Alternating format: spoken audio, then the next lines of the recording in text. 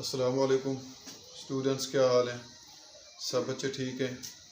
माशाल्लाह। आज आपका खुशखती के हवाले से तीसरा हरफ है अलिफ और बे। मैंने आपको समझा दी थी, जिस पे उम्मीद है कि आपने मशक की होगी और आपको लिखना आ गया होगा। आज हमारा हरफ जीम है, तो जीम मैं आपको अभी लिख के समझाता हूँ कि उसे हमने कैसे लिखना है। सबसे पहले जीम का पहला हरफ हिस्सा जो है वो नीचे से ऊपर स्लैंट आधे से पौना कत लिखते हैं, और उसके बाद जीम का दूसरा हिस्सा वो 1.5 कत की मिकदार जो है वो सीधा लंबा करते हैं। इसके बाद जीम का तीसरा हिस्सा वो जहाँ से हमने जीम को शुरू किया है उसके बराबर तक दोबारा वापस ले आते हैं। ठीक है। इसके बाद जीम का दायरा है, सर्कल है उसका, तो सर्कल को दोबारा हम आहिस्ता आहिस्ता देखें बिल्कुल ओवल शक्ल में बनाना है। ये सर्कल इसका तकरीबन जीम का 3.25 कत लंबा होता है।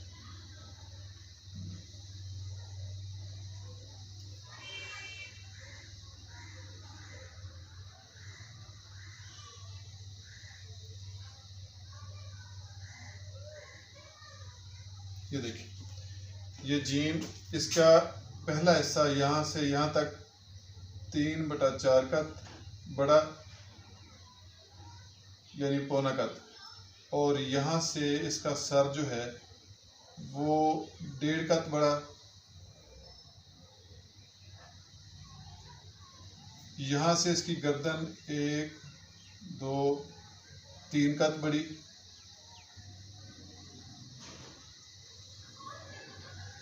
और इसका पेट जो है 1 2 3 से 3.25, 3 से ही 3/4 कत इसका दायरा जो है, इसका सर्कल बड़ा हो जाएगा।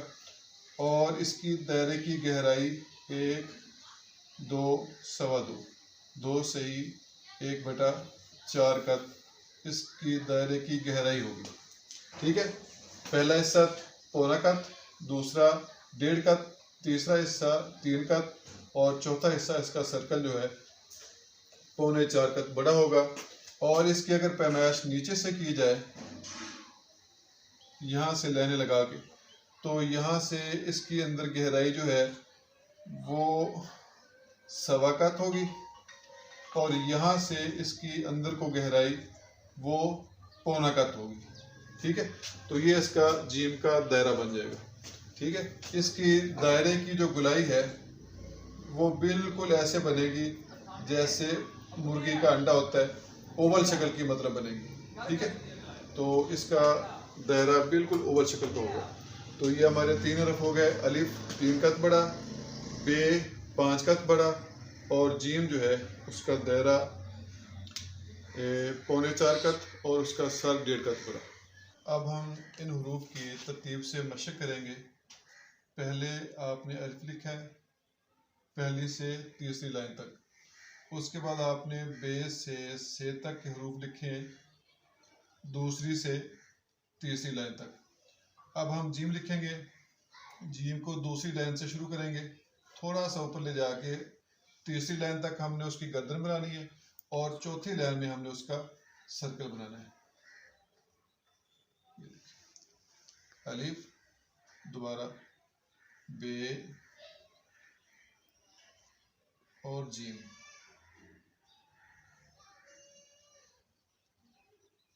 जीम से खे तक के हरूफ आपके हो गए। चे के 3 नुक्ते होंगे और खे का ऊपर 1 नुक्ता आ जाएगा। ठीक है। इसकी आप बार बार मशक करेंगे। ठीक है। नेक्स्ट बार आपका दाल और रे इंशाल्लाह लिखेंगे, तो अलिफ से खे तक आप इंशाल्लाह मशक करें।